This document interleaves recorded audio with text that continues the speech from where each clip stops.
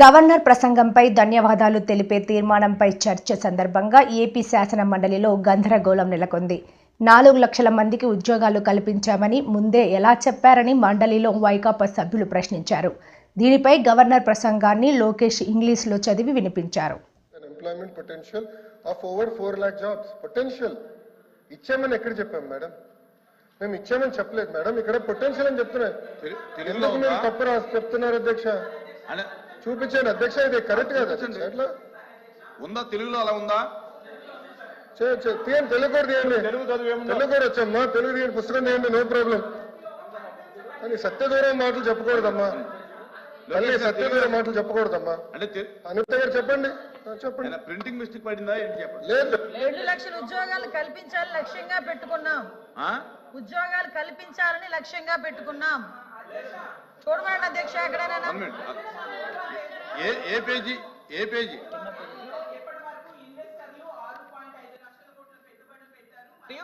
4 లక్షల మందికి ఉపాధి అవకాశాలు కల్పించబడినది స్పష్టంగా రాసుంది అధ్యక్ష. నేను అదే చెప్పాను అధ్యక్ష.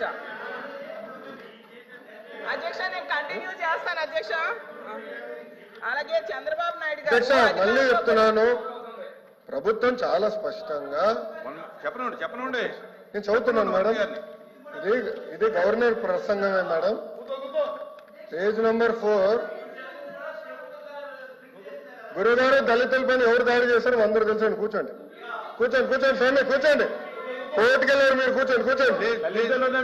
కూర్చోండి సార్, మాటలు పెద్ద చెప్పాల్సిన అవసరం లేదు. ఇక్కడ మీకు సంబంధం లేని సబ్జెక్ట్ ఇది, మీకు సంబంధం లేని సబ్జెక్ట్ ఇది. మేడం గారితో నేను మాట్లాడుతున్నా, నేను మేడం గారితో చర్చిస్తున్నా. దళితుల పైన మీరు దాడి చేసి దళితులు గుండు కొట్టించిన వ్యక్తి మీరు మారుతారా? మీరు మారుతారా? మీరు మారుతారు అధ్యక్ష? మీరు ఎట్లా మారుతారు? మీరు దయచేసి కూర్చోండి. చాలా స్పష్టంగా చెప్తున్నా, ఎందుకు మారుతారు? మీరు మాట్లాడేది మీరు ఒక ఎత్తు, ఇంకొక ఆయనేమో డైరెక్ట్ గా సవాన్ని డోర్ డెలివరీ చేశారు. అలాంటి వాళ్ళు కౌన్సిల్ ఉన్నారు, సభ్యుడేమో డోర్ డెలివరీ కూడా చేశారు. అవసరం లేదు మాట్లాడేది. హలో బ్రదర్, కోర్టుకెళ్ళింది మీరు. లోకేష్ గారు ఫ్యాక్ట్ చెప్తున్నా, లోకేష్ గారు ఫ్యాక్ట్ చెప్తున్నా. ఇక్కడ చాలా స్పష్టంగా లోకేష్ గారు అధ్యక్ష, ఇక్కడ చాలా స్పష్టంగా లోకేష్ గారు తెలుగు చాలా స్పష్టంగా తెలుగు మళ్ళీ చెప్తున్నా అధ్యక్ష. అధ్యక్ష నా దగ్గర ఇంగ్లీష్ ఉంది, నేను చదువుతున్నాను. మళ్ళీ చెప్తున్నా, to date investors are place investment. Governor ఉభయ సభలను ఉద్దేశించి ప్రసంగిస్తున్న సమయంలో వైసీపీ ప్రవర్తించిన తీరుపై స్పీకర్ అయ్యన్న ఆగ్రహం వ్యక్తం చేశారు. నిన్నటి సంఘటన సభ్య సమాజం సిగ్గుపడేలా వైసీపీ వ్యవహరించిందన్నారు. సీఎంగా పనిచేసిన వ్యక్తి, పార్టీకి అధినేత వ్యక్తి సభ్యత మరిచి ప్రవర్తించారని అన్నారు. ఈ సభని ప్రారంభించే ముందు 2 విషయాలు కొన్ని మీతో మాట్లాడాలనుకుంటున్నాను. నేను ఏంటంటే, నిన్న సభలో జరిగినట్టు సంఘటన మీ అందరూ చూశారు. నాకైతే చాలా బాధ అనిపించింది. ప్రజాస్వామ్యంలో మన రాష్ట్రంలో ఉన్నతమైన సభ ఈ సభ. ఆ సభకి ప్రసంగించడం కోసం ముఖ్య అతిథిగా గవర్నర్ గారిని అతిథిగా మనం ఆహ్వానించుకున్నాం. అతన్ని గౌరవించవలసిన బాధ్యత అందరూ సభ్యులందరూ ఉంది, మీ అందరికీ తెలిసిన విషయమే. అటువంటి గవర్నర్ గారు ఉపన్యాసం చేస్తున్నప్పుడు నిన్న జరిగిన సంఘటన సభ్య సమాజం సిగ్గుపడవలసిన విషయం నేను భావిస్తున్నాను. నిన్న జరిగిన సంఘటన మీరు కళ్ళారా చూశారు, మీరు అందరూ కూడా, మీరే కాదు ప్రజలందరూ చూశారు. ఒక ముఖ్యమంత్రిగా పనిచేసిన వ్యక్తి, ఒక పార్టీకి అధ్యక్షుడిగా ఉన్న వ్యక్తి, పార్లమెంటు మెంబర్గా కూడా పనిచేసిన వ్యక్తి సభ్యత మర్చిపోయి ఆ విధంగా ప్రవర్తిస్తే కనీసం కూర్చొని చూస్తూ నవ్వుకుంటున్నాడు తప్పించి వాళ్ళ సభ్యుల్ని కంట్రోల్ చేసే పరిస్థితి ఎక్కడ కనిపించదండి మనకి. పైగా ఎంకరేజ్ చేస్తాడండి. ఇది సాంప్రదాయం అండి, ఇది సాంప్రదాయం అంటట. సాంప్రదాయం ఏంటండి ఇది? ఒక ఉన్నతమైన వ్యక్తిని అగౌరవపరిచే విధంగా ప్లే కార్డ్స్ పట్టుకొని రావడం, కాగితాలు చింపి పోడియం మీద విసిరారు. అంటే గవర్నర్ మాట్లాడుతూ ఉంటే గవర్నర్ మీద, ఇది పద్ధతి కాదు. ఈ సాంప్రదాయం అంటాడు, ఏంటి సాంప్రదాయం నాకు అర్థం కాదండి. ఇది పద్ధతి కాదు, ప్రజాస్వామ్యం ఇది మంచి పద్ధతి కాదు. పైగా అతనికి ఆ ఆలోచన లేకపోయినా పక్కనే ఉన్నటువంటి సీనియర్ మెంబర్ బొత్స సత్యనారాయణ గారికి కూడా ప్రోత్సహించారు. వారైనా ఇది తప్పు అని చెప్పే పరిస్థితి లేదు. ఇటువంటి సంఘటనలు రాబోయే రోజులు జరగకూడదు అనేది నా తాలూకు ఆలోచన విధానం. మీరందరూ కూడా గమనిస్తూనే ఉన్నారు. ఇది ఎందుకు చెప్తానంటే, ఇప్పటికైనా విజ్ఞతతో ప్రవర్తించాలని చెప్పి ఆ సభ్యులందరినీ కోరుకుంటున్నాను. సభ ద్వారా ప్రజాస్వామ్యం పెద్దలు మనకు ఎంతో ప్రజాస్వామ్యాన్ని ఇచ్చారు, రాజ్యాంగాన్ని ఇచ్చారు. రాజ్యాంగానికి అనుగుణంగా మనం ప్రవర్తించాలి తప్పించి మన ఇష్టం వచ్చిన మాట్లాడుకుంటాం. సర్వ హక్కులు నాకే ఉన్నాయి, నేను మాట్లాడతానన్నది. వైకాపాకి ప్రతిపక్ష హోదా ఎందుకు ఇవ్వడం లేదని ఎమ్మెల్సీ మాధవరావు ప్రశ్నించారు. వైకాపాకి ప్రతిపక్ష హోదా ప్రజలే ఇవ్వలేదని హోంమంత్రి అనిత గట్టి కౌంటర్ ఇచ్చారు. ప్రభుత్వం అంటే ఏంటి? అధికారాన్ని వాళ్ళ భాగస్వాములు కావచ్చు, వాళ్ళు కావచ్చు, పంచుకొని ప్రజల చేత ఎన్నుకోబడి ప్రభుత్వం ఒక్క నిమిషం ఎన్నుకోబడి వచ్చారు. ప్రతిపక్షం అంటే ఏంటి అధ్యక్ష? పిఎస్సి చైర్మన్ ప్రతిపక్షం వాళ్ళకి ఇచ్చేది భారత రాజ్యాంగం ప్రకారం, ప్రజాస్వామ్యం ప్రకారం సాంప్రదాయం అధ్యక్ష. అధికార ప్రభుత్వానికి అధికారంలో భాగస్వామ్యులుగా ఉన్న వాళ్ళకి, మంత్రులుగా, డిప్యూటీ సీఎంలుగా ఈ సభలో ఉన్న వాళ్ళకి ఎలా పిఎస్సి ఇస్తారు? ఎలా పిఎస్సి ఇస్తారు? ప్రతిపక్షం ఏది అధ్యక్ష? లేదనుకోండి, వాళ్ళే ప్రతిపక్షం రావాలనుకుంటే వాళ్ళు రాజీనామాలు చేసి మంత్రులు, డిప్యూటీ సీఎంలు వచ్చేయండి. అంతేగాని ఇలా ఎవరి నోటికొచ్చిన మాట్లాడి ఈ రోజు గవర్నర్ ప్రసంగంలో రాష్ట్రానికి సంబంధించింది ఏదీ లేదు. ఇంకొక విషయం అధ్యక్ష, గత ప్రభుత్వం అన్నారు వడ్డీలు కడుతున్నామన్నారు. గత ప్రభుత్వం వడ్డీలు కడుతుంది వాళ్ళు చేసిన అప్పులకి, మేము చేసిన అప్పులకి, మేము కట్టే వాళ్ళు చేసిన అప్పులకి 3.5 లక్షల కోట్ల అప్పు 19 నాటికి ఉంటే 1 లక్ష కోట్ల బాకీలు పెట్టిపోతే ఆ బాకీలు 19-24 మధ్యలో జగన్మోహన్ రెడ్డి ప్రభుత్వం తీర్చింది. ఆ 3.5 లక్షల కోట్లకి మేము వడ్డీ కట్టాము 5 ఏళ్ళు. మంత్రి గారు, హోమ్ మినిస్టర్ గారు కూర్చో, అయిపోయింది కూర్చోండి. అధ్యక్ష, ఇందాక లోపి గారు కూడా చెప్తూ ఇది గవర్నర్ గారు కూర్చోండి. మాధవ్ గారు కూర్చో, చెప్పు హోమ్ మినిస్టర్ గారు. అధ్యక్ష, ఇక్కడ ఒక 2 విషయాలు అధ్యక్ష. అంటే గవర్నర్ గారి స్పీచ్ కి సంబంధించి ధన్యవాదాలు తెలిపే తీర్మానంలో ఏదైనా సత్య ధోరణికి సంబంధించిన అంశాలు చెప్పినప్పుడు కంపల్సరీగా మేము చెప్పాల్సిన బాధ్యత ఉంది. కంపల్సరీ రిప్లైలు ఎవరైతే మంత్రి గారు చెప్తారో వాళ్ళందరూ కూడా చెప్తారు అధ్యక్ష. ఇప్పుడు మన సభ్యులు మాట్లాడినప్పుడు ప్రతిపక్ష హోదా గురించి మాట్లాడారు అధ్యక్ష. ఎందుకు ఈ సభలో మాట్లాడుతున్నానంటే ఆయన ఈ సభలో ఎత్తారు కాబట్టి విషయం చెప్పాలి అధ్యక్ష. ప్రతిపక్ష హోదా రావటానికి వాళ్ళకున్న సభ్యులు సరిపోతారని వాళ్ళకు వచ్చిన రూల్ బుక్ లో అధ్యక్ష చెప్పాలి.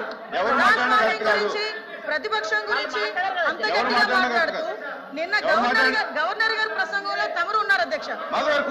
అధ్యక్ష, గవర్నర్ గారి ప్రసంగంలో తమరు ఉన్నారు. ఒక పక్క మీరు, ఒక పక్క స్పీకర్ గారు, ఒక పక్క గవర్నర్ గారు మాట్లాడుతున్న సందర్భం. ప్రజా సమస్యల గురించి ఆలోచించకుండా జగన్ ఓ జోకర్గా మిగిలారని జనసేన ఎమ్మెల్యే లోకం మాధవి తీవ్ర వ్యాఖ్యలు చేశారు. ప్రతిపక్ష హోదా కోసం డిమాండ్ చేస్తున్నా ఆయన ప్రజా తీర్పును గౌరవించలేదని దుయ్యబట్టారు. మాట్లాడడం చాలా అసహ్యంగా ఉంది అధ్యక్ష.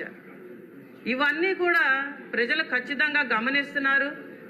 ప్రజలైతే దాని గురించి వాళ్ళని పట్టించుకునే దిశగా లేరు. ఇంకా వాళ్ళ బిహేవియర్ అలాగే కంటిన్యూ అయితే అధ్యక్ష 29లో 11 సీట్లు కూడా రావు అధ్యక్ష వాళ్ళకి. అది మటుకు అక్షర సత్యం అధ్యక్ష. ఈరోజు వాళ్ళ గురించి మాట్లాడుకోవడం మానేసి మనం ఖచ్చితంగా మన ప్రభుత్వం ఇది మంచి ప్రభుత్వం, ఖచ్చితంగా ప్రజల గురించి ఆలోచిస్తున్న ప్రభుత్వం అనే దిశగా ఎవరైనా ఒక మనిషికి ఒక చేపనిస్తే అది అతనికి ఒక రోజు తిండి పెట్టినట్లు అవుతుంది. అదే మనిషికి చేపలు పట్టడం నేర్పితే జీవితాంతం తిండి పెట్టినట్లు అవుతుంది అన్న మన గౌరవ ముఖ్యమంత్రి గారి సూక్తిని నిన్నను మన గవర్నర్ గారు చెప్తున్నప్పుడు ఖచ్చితంగా ప్రజలందరూ ఒకటే ఆలోచిస్తున్నారు అధ్యక్ష. ఎందుకంటే ప్రభుత్వ రాష్ట్ర ఆర్థిక పరిస్థితిని దృష్టిలో ఉంచుకొని ఒక గౌరవ ముఖ్యమంత్రి ప్రతి అడుగు వేయాలి అధ్యక్ష. గత ప్రభుత్వంలో అది ఎక్కడా కనిపించలేదు అధ్యక్ష. ఖచ్చితంగా రాష్ట్ర ప్రభుత్వ నిధులని దుర్వినియోగపరుస్తూ రాష్ట్రానికి అప్పుల భారం పెంచుతూ ప్రతి పని గత ప్రభుత్వం చేసిందనడానికి మనం చాలా శ్వేతపత్రాలు రిలీజ్ చేసాం. దాని గురించి కూడా మన శాసనసభలో కూలంకషంగా చర్చలు కూడా జరిగాయి అధ్యక్ష. కాబట్టి ఇప్పుడు మన ప్రభుత్వం చేసే ప్రతి ఆలోచన, అలాగే కేంద్రం తాలూకా పథకాలన్నింటినీ జోడించుకుంటూ రాష్ట్రాన్ని అభివృద్ధి పదంలోకి తీసుకువెళ్లే ఆలోచన విధానం ఖచ్చితంగా మనం ఇది స్వర్ణాంధ్ర నిర్మాణానికి పునాదులు వేస్తుందనడంలో ఎటువంటి సందేహం లేదు అధ్యక్ష. అలాగే అధ్యక్ష, మనం చేసే ప్రతి పని కూడా అధ్యక్ష ఎన్నికల హామీలని దృష్టిలో ఉంచుకొని ప్రజలు మనకు చెప్తున్న దాన్ని ఖచ్చితంగా విని దానికి తగ్గట్టుగా ప్రతి అడుగు వేస్తూ, అలాగే ఆర్థిక సంక్షోభంలో ఉన్న రాష్ట్రాన్ని దృష్టిలో ఉంచుకొని దాన్ని పైకి తీసుకొచ్చే దిశగా ఏ పనులు చేస్తే మనకి రేపు పొద్దున్న రాష్ట్రం ముందుకు సాగుతుందన్న దిశగా ప్రతి అడుగు వేస్తున్నాం అధ్యక్ష. దానిలో ఎటువంటి సందేహం లేదు అధ్యక్ష. అది ఈ ప్రసంగంలో ఆపాదమస్తకం మనకు కనిపించింది అధ్యక్ష. అలాగే మనం ముఖ్యంగా చెప్పుకోవాల్సింది ఏంటంటే సంక్షేమంతో కూడిన అభివృద్ధి మనం మన రాష్ట్రానికి అందిస్తామన్న దిశగా ప్రతి అడుగు వేస్తున్నాం అధ్యక్ష. ఏపీ అసెంబ్లీలో గవర్నర్ ప్రసంగం సమయంలో వైసీపీ వ్యవహార శైలిపై సర్వత్ర విమర్శలు వ్యక్తమవుతున్నాయి. సభకు వచ్చి కేవలం కొద్ది నిమిషాలు మాత్రమే ఉండి ఆపై వెళ్లిపోవడంపై కూడా అధికార పక్షం మండిపడుతోంది. తాజాగా ఈ వ్యవహారంపై ఎంపీ దగ్గుపాటి పురంధేశ్వరి స్పందించారు. 5 ప్రాంతాలు, వారు జన్మించిన ప్రాంతం, విద్య అభ్యసించినటువంటి ప్రాంతం, వారు మంత్రిగా బాధ్యతలు చేపట్టినటువంటి ప్రాంతం, అదేవిధంగా వారు లండన్లో ఏదైతే విద్యను అభ్యసించారో బ్యారిస్టర్ ఆ యొక్క ఇల్లు, మరియు వారు చనిపోయిన పరంపదించినటువంటి ఇల్లు ఏదైతే ఉందో వాటన్నిటినీ కూడా కేంద్ర ప్రభుత్వం హ్యాండ్ ఓవర్ చేసుకుని వాటిని పంచతీర్థాలుగా అభివృద్ధి చేసి దేశానికి అంకితం చేసినటువంటి పార్టీ భారతీయ జనతా పార్టీ. కనుక బాబాసాహెబ్ అంబేద్కర్ గారిని ఏ విధంగా అప్పట్లో కాంగ్రెస్ పార్టీ అగౌరవపరిచిందో, హిందూ కోడ్ బిల్ ప్రవేశపెట్టనివ్వకుండా వారిని పార్లమెంట్లో నుండి బయటికి పంపించేసేయటం, వారిని రాజీనామా ఇచ్చే విధంగా ప్రేరేపించడం, ఆ తర్వాత వారు 2 పర్యాయాలు ఎన్నికల్లో నిలబడిన కాంగ్రెస్ పార్టీ వారికి వ్యతిరేకంగా అభ్యర్థులను నిలబెట్టి వారిని ఓడించడం, ఈ రకంగా ఎప్పుడు భారతీయ జనతా పార్టీ బాబాసాహెబ్ అంబేద్కర్ గారిని అవమానించలేదు. కనుక ఆ రాజ్యాంగ స్ఫూర్తి, అదేవిధంగా బాబాసాహెబ్ గారి సంకల్పం ఖచ్చితంగా మనకి ఈ బడ్జెట్లో ప్రతిఫలిస్తాయి అని చెప్పి ముందుగా ప్రజలందరూ కూడా గమనించవలసినటువంటి అంశం. నిర్మలా సీతారామన్ గారు బడ్జెట్ ప్రవేశపెడుతూ వారు ఒక లైన్ని కోట్ చేయటం జరిగింది. సొంత లాభం కొంత మాని పొరుగువాడికి పాటుపడిపోయి, దేశమంటే మట్టి కాదోయ్ దేశమంటే మనుషులు అని నిర్మలా సీతారామన్ గారు ఆనాడు వారు గట్టిగా మొదట్లో బడ్జెట్ ప్రారంభించేటప్పుడు వారు చెప్పినటువంటి మాట. వారు ఆ సమయంలో నొక్కి వక్కాణించింది ఏమిటంటే వికసిత్ భారత్ అనేటువంటి సంకల్పం 2047వ సంవత్సరానికల్లా ఒక అభివృద్ధి చెందినటువంటి భారతదేశాన్ని మనం చూడాలి. ఇంతవరకు కూడా భారతదేశం అభివృద్ధి చెందుతుంది అని చెప్పి మనం చెప్పుకుంటున్నాం. కానీ ఆ రకంగా కాకుండా ప్రపంచ దేశాలతోటి పోటీ పడే విధంగా రేపు 2047వ సంవత్సరానికల్లా అభివృద్ధి చెందినటువంటి భారతదేశమే మా కళ అని చెబుతూ, ఆ కళ సాకారం చేసుకోవాలంటే మనం 4 వర్గాల మీద ఖచ్చితంగా దృష్టి కేంద్రీకరించాలి అని చెప్పి వారు చెప్పారు. అది మొదటిది మహిళ, 2 యువత, ఆ తర్వాత 3 ఇన్వెస్ట్మెంట్స్. మాజీ మంత్రి గంటా శ్రీనివాసరావు కామెంట్. ఉత్తరాంధ్ర ఉపాధ్యాయ ఎమ్మెల్సీ ఎన్నికలో కూటమి రఘువర్మకు మద్దతు తెలిపింది. కూటమి నాయకులు రఘువర్మ గెలుపుకు విస్తృతంగా ప్రచారం చేస్తున్నారు. టీడీపీ ప్రభుత్వంలో గురువులకు అధిక ప్రాధాన్యత ఇచ్చాం. 2014లో టీడీపీ అధికారంలోకి వచ్చిన తర్వాత పండుగ వాతావరణంలో ఉపాధ్యాయ దినోత్సవం నిర్వహించాము. వైసీపీ అధికారంలోకి వచ్చిన తర్వాత అన్ని రంగాలను భ్రష్టు పట్టించింది. విద్యా వ్యవస్థను నిర్లక్ష్యం చేసింది. ఉపాధ్యాయుల పట్ల వైసీపీ ప్రభుత్వం దారుణంగా వ్యవహరించింది. మద్యం దుకాణాల వద్ద ఉపాధ్యాయులను పెట్టిన ఘనత వైసీపీకే దక్కుతుంది. విద్యారంగం అభివృద్ధి కోసం రఘువర్మను గెలిపించుకోవాలి. మొదటి ప్రాధాన్యత ఓటుతో రఘువర్మను అత్యధిక మెజారిటీతో గెలిపించాలి. ప్రజలు తీర్పుతో జగన్కు దిమ్మ తిరిగింది. ప్రజలు ఇచ్చిన తీర్పును స్వాగతించకుండా జగన్ వ్యవహరిస్తున్న తీరు సరికాదు. జగన్ ప్రజల సమస్యలు గాలి కుదిలేసి ప్రతిపక్ష హోదా కోసం ఆరాటపడుతున్నారు. 11 సీట్లు ఉన్న జగన్కు ప్రతిపక్ష హోదా అడిగే నైతిక హక్కు లేదు. వైసీపీ పడవ మునిగిపోయింది. హోదాలో ఉండి స్వయంగా ఆయన ఆ రోజు 23 మంది శాసనసభ్యులు ఉండి ఒక ప్రతిపక్ష హోదా ఉంటే మేము కొంతమంది ఎమ్మెల్యేలు తీసుకుంటే నీకు ప్రతిపక్ష హోదా కూడా ఉండదు అని చెప్పి అన్న వ్యక్తి ఈ రోజు తగుదలమ్మా అని చెప్పి 11 మంది ఎమ్మెల్యేలు ఉంటే ఈ రోజు దాని మీద ఆయన మాట్లాడటం ఎంత దెయ్యాలు వేదాలు వచ్చినట్టు అని చెప్పి తెలియజేసుకుంటూ మరి ఇప్పటికైనా కూడా నేను జగన్మోహన్ రెడ్డికి ఒకటే చెప్తా ఉన్నాను. ఎలక్షన్ ముందు చెప్పాను అది మునుగుతున్న పడవ అని చెప్పాను. ఈ రోజు అది పడవ మునిగిపోయింది ఆల్మోస్ట్ ఆల్.